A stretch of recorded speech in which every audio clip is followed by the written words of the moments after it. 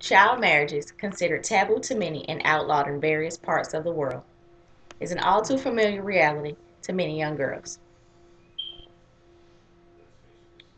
Child brides can be found in every region of the world, from the Middle East to Latin America, South Asia to Europe. The unholy unions are against the law, the legal age to wed being 16 to 18 in most countries. Wedding ceremonies are often held in the middle of the night, with the whole village keeping it a secret for fear there might be a police raid. But once again, Americans turn a blind eye to the fact that this still exists. What if it were our daughters whisked away to a man almost thrice their age?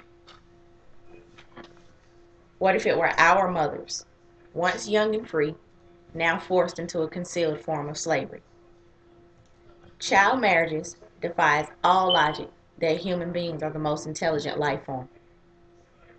There's nothing more primitive than a life form that misuses the power of intelligence, or in this case, does not use it at all.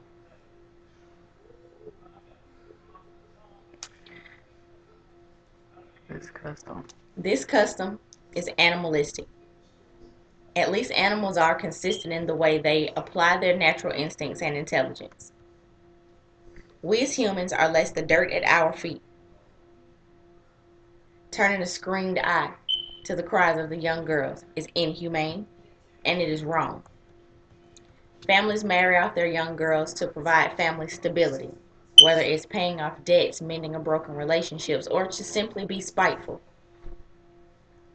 We know child marriages help the vicious cycle of poverty to continue, but being spiteful is just plain wrong. Sometimes the father controls all family aspects of life, so he will may have gotten into an argument with the mother of the family and she will value her daughter's opinion against something the father has said. So at times she's often sold to a man that may even be related to her. It may be an uncle, a cousin, a grandfather.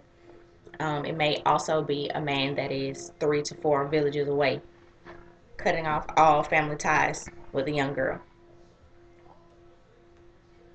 The earlier. The earlier that a girl drops out of school, the less likely she is to earn an income, causing her to slip further into poverty. She's also less likely to learn about sexual reproductive health, which will cause serious consequences to her own well being.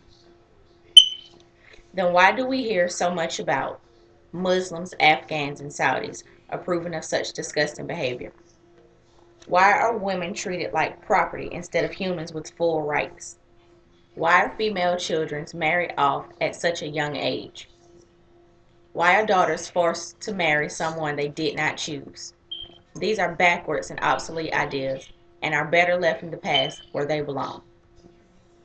Do you know that as early as the age of 3, girls are circumcised, often mutilated?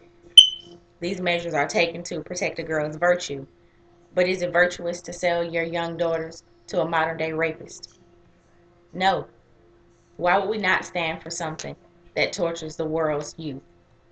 Child marriage violates the girl's fundamental and human rights. It decreases her rights to an education, her rights to health. Her once pure mind, body, and spirit is now corrupted with thoughts of suicide and tainted with her now husband's touch, and also broken down into submission. Some ask, why should we care? Our daughters are safe. Well, I can assure you that you are wrong. The child marriage rate in the US is 15%. Yes, it's now on American soil and knocking at our back door. So again, ask yourself, what if it were our daughters? What if it were our mothers? You may not connect with these girls personally, but after hearing the facts, and these are facts, these are not accusations, they are facts, you must have some kind of compassion for them. We live in a world where babies are having babies.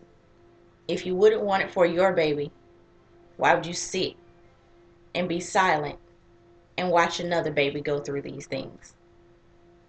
I'm almost positive you wouldn't want that for your baby. I stand before you today not to make the decision for you, but to simply inform you so we can raise up and break the taboos surrounding child marriages. But to do it, we need to talk about it. All I'm asking you to do today is take a stand.